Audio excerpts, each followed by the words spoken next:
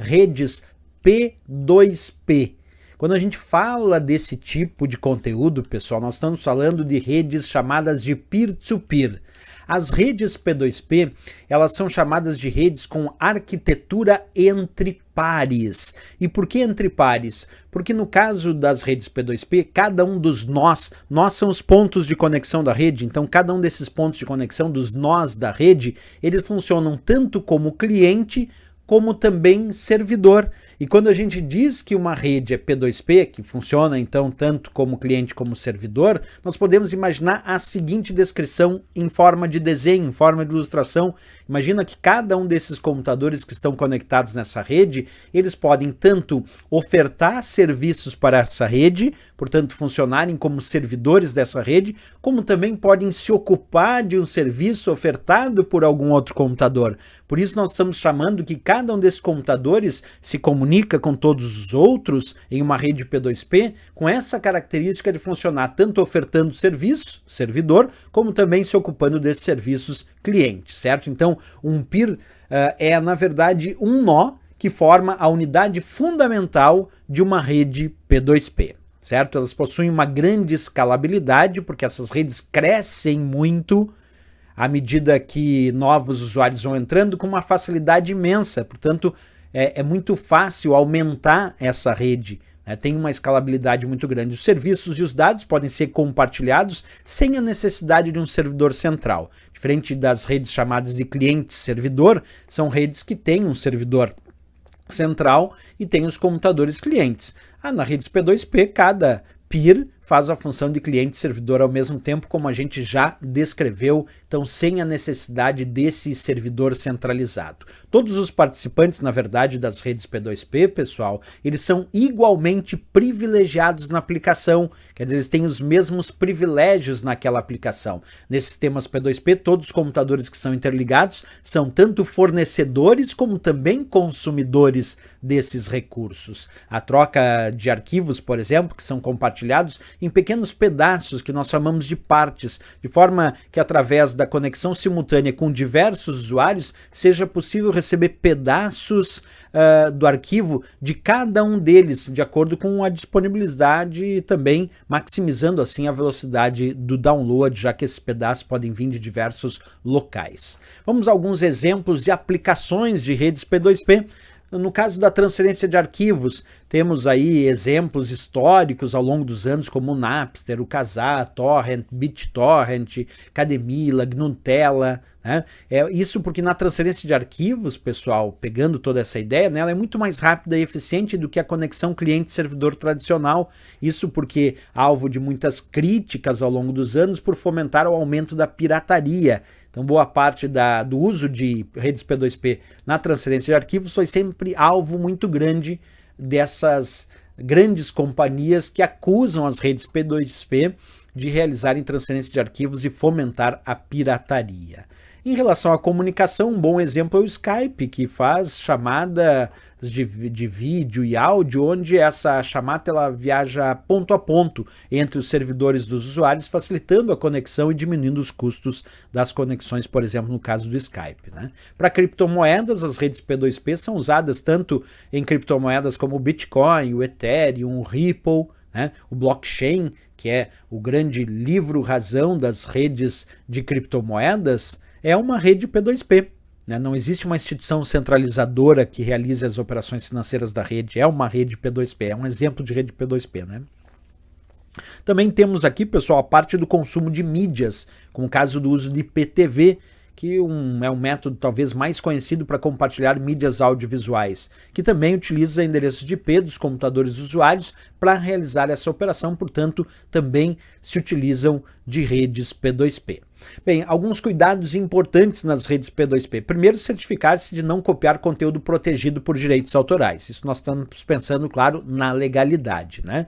Também certificar-se de não compartilhar conteúdo protegido por direitos autorais. Certificar-se de não copiar um programa contaminado com códigos maliciosos. Aí, muito importante, as redes P2P também ficaram famosas por disseminar pragas virtuais e vírus de computador. certificados também de não copiar programas que destravam aplicativos do tipo shareware, conhecidos como cracks, que muita gente utiliza as redes P2P para baixar os cracks que quebram os sistemas de proteção de programas.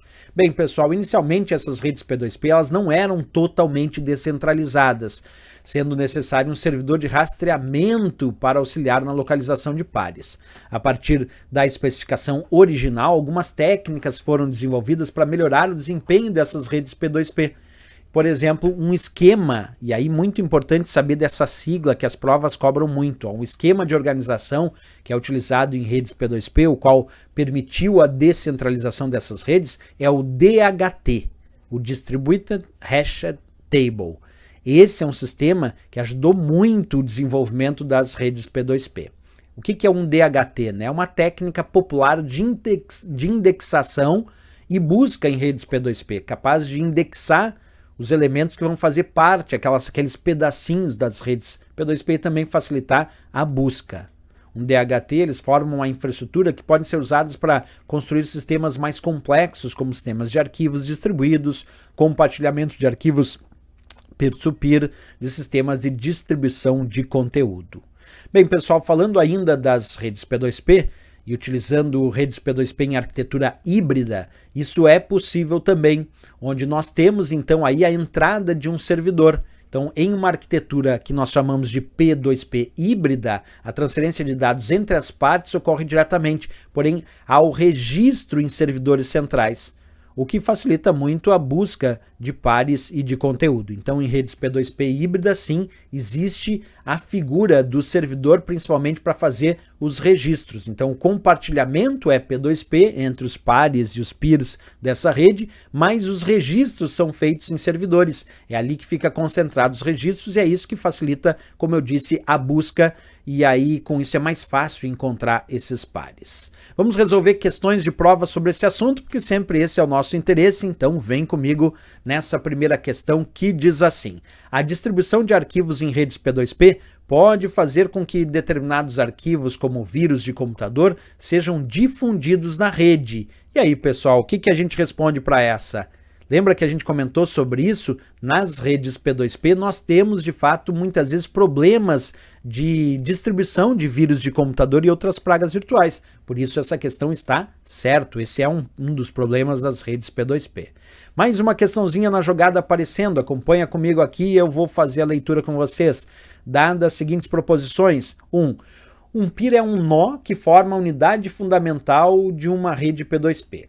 2. GNU-Tela é uma rede centralizada. 3. Uma arquitetura P2P necessita de um servidor de autenticação.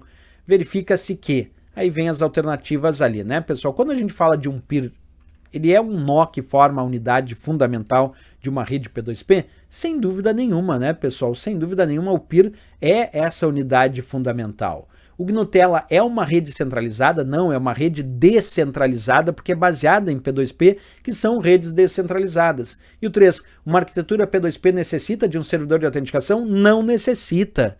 Inicialmente, P2P não necessita de servidor, por isso aqui certo mesmo só o item 1. Unicamente a proposição 1 está correta, dando como certa a nossa letra C de Canadá. Sempre lembrar que as redes P2P, a princípio, são redes descentralizadas, né?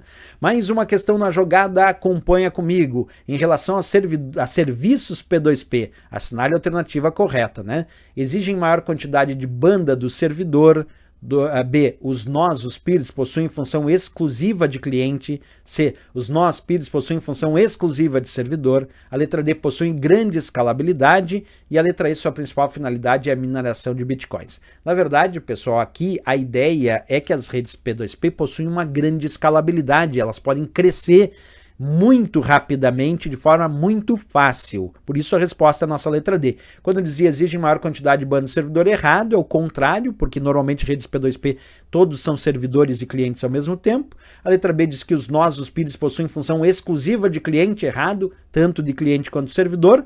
A letra C, os nós, os peers, possuem função exclusiva de servidor, também está errado, funciona como cliente e servidor ao mesmo tempo.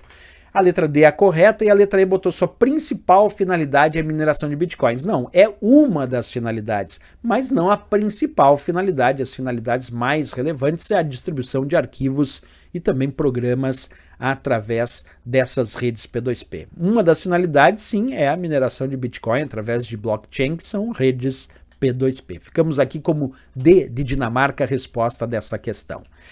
Vamos mais uma questão? Vem comigo, a leitura já na tela para vocês. Inicialmente, as redes P2P não eram totalmente descentralizadas, sendo necessário um servidor de rastreamento para auxiliar na localização de pares. A partir da especificação original, algumas técnicas foram desenvolvidas para melhorar o desempenho das redes P2P. Qual das alternativas a seguir apresenta um esquema de organização utilizado em redes P2P, o qual permitiu a descentralização dessas redes? Como a gente acabou de ver aí anteriormente, é o esquema conhecido como DHT. Ele foi um dos responsáveis pela descentralização das redes P2P, por isso resposta, nossa letra D de Dinamarca, também vimos isso, resposta para nossa